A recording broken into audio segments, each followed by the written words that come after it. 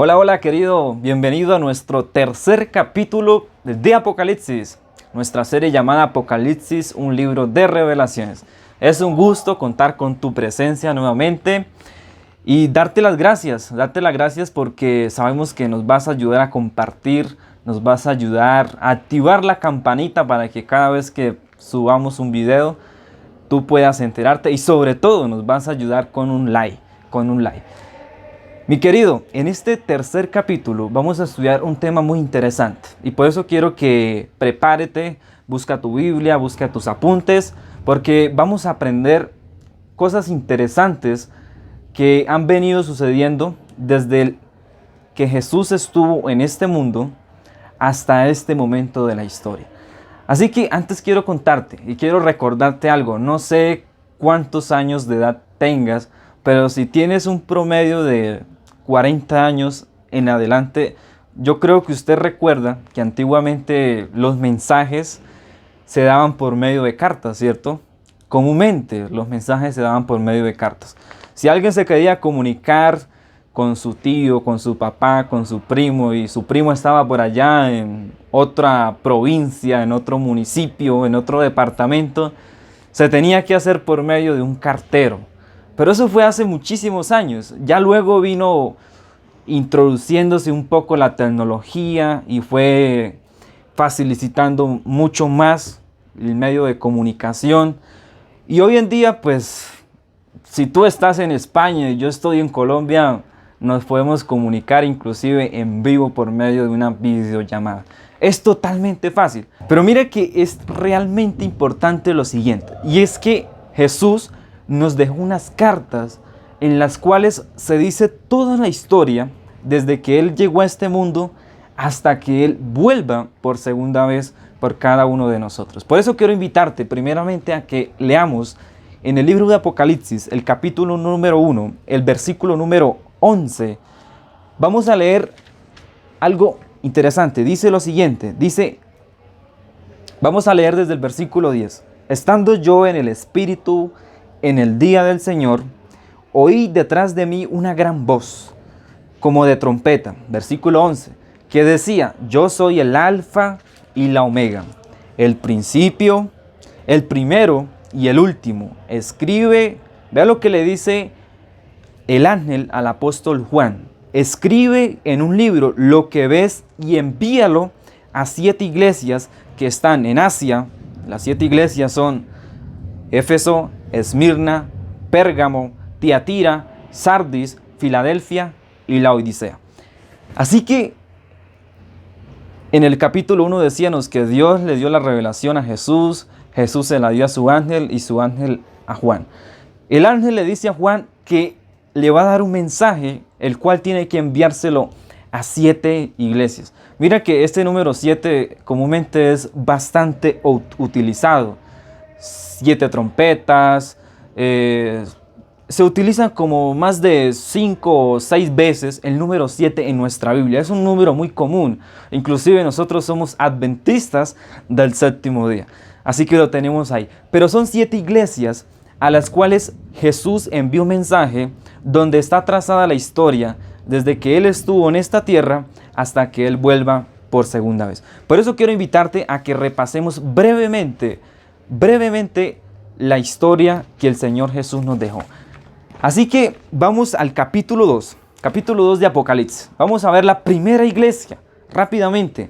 Está la iglesia de Éfeso. Esa es la primera iglesia que recibe un mensaje.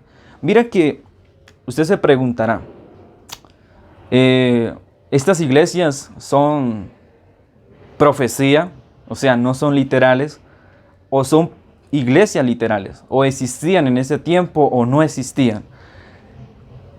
En ese tiempo sí existían esas 7 iglesias. Estaban las 7 iglesias, pero ese mensaje que Jesús le da a esas 7 iglesias es un mensaje profético también.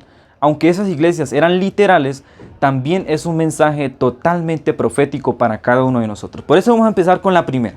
Y la primera iglesia, Éfeso, empieza en el año 31 después de Cristo. Estamos en el año 2022. año 31 después de Cristo, inicia la primera iglesia de Éfeso y termina en el año 100 después de Cristo.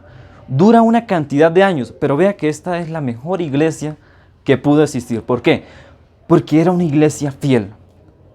La Biblia dice que nunca habrá una iglesia tan fiel como lo fue la iglesia de Éfeso. Era una iglesia que tenía el Espíritu Santo.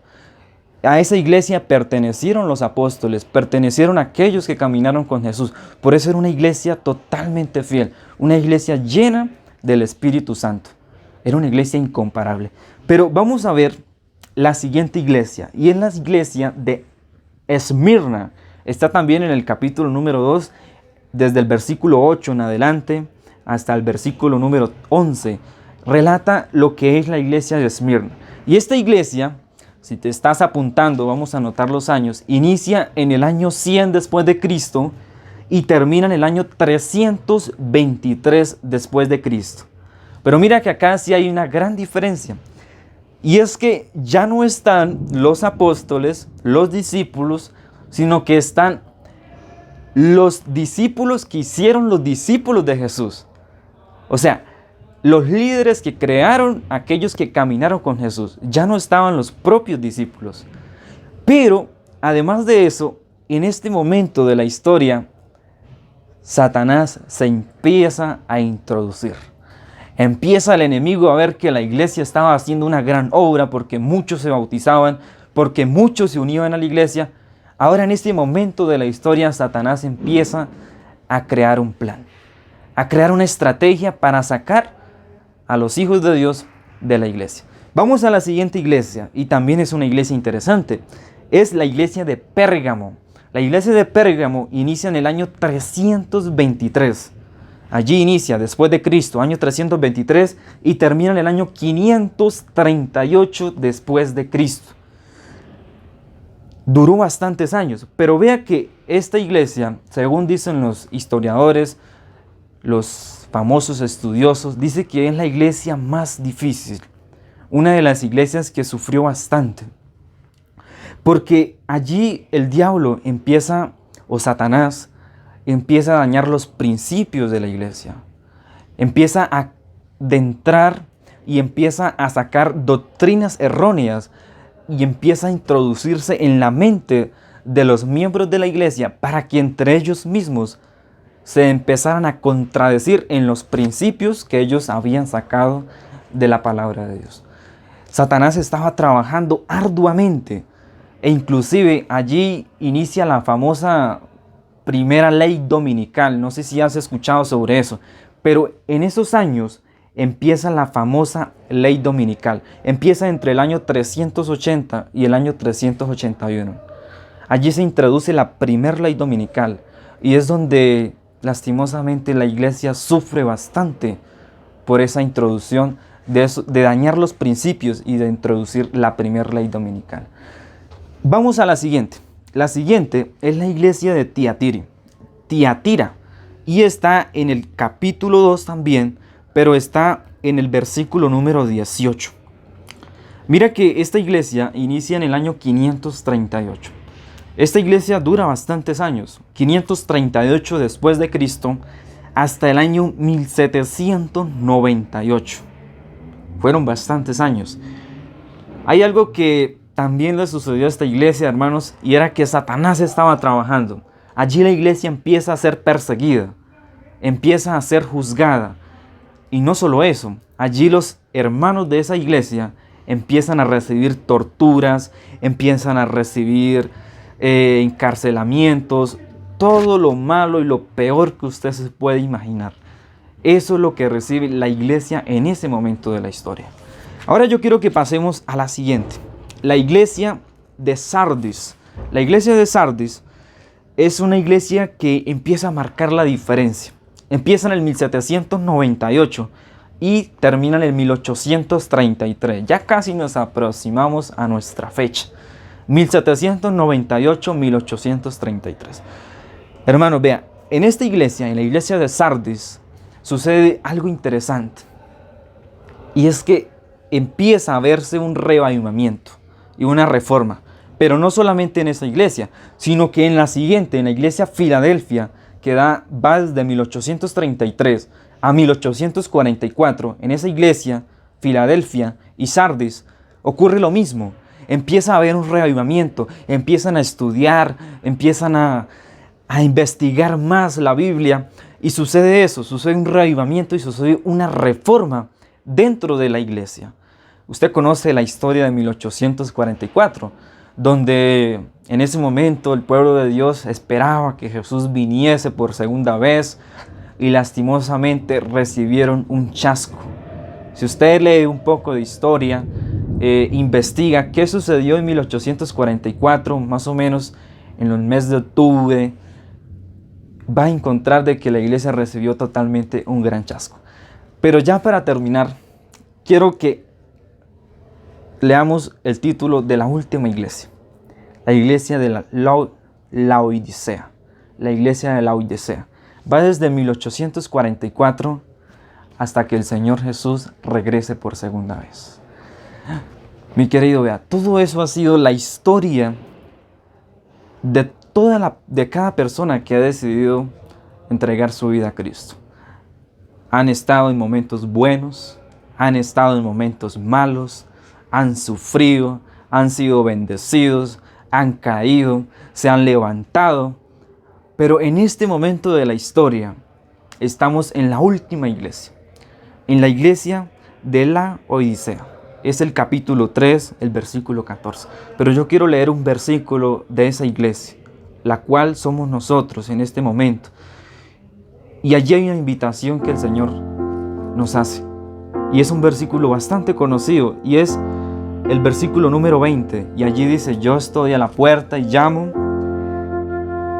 Y si alguno oye mi voz y abre la puerta, entraré a él y cenaré con él y él conmigo. Sabes, yo no sé si usted que me está escuchando es parte del pueblo de Dios en este momento. No sé si está decidiendo de pronto ser parte del pueblo de Dios, pero yo quiero que sepas que el Señor todavía está tocando la puerta de tu corazón. Todavía está esperando a que usted le abra y todavía hay oportunidad. No importa todo lo que hayas hecho, el caso es que todavía hay oportunidad para que seas parte del pueblo de Dios y para que puedas recibir la gran bendición que es vida eterna.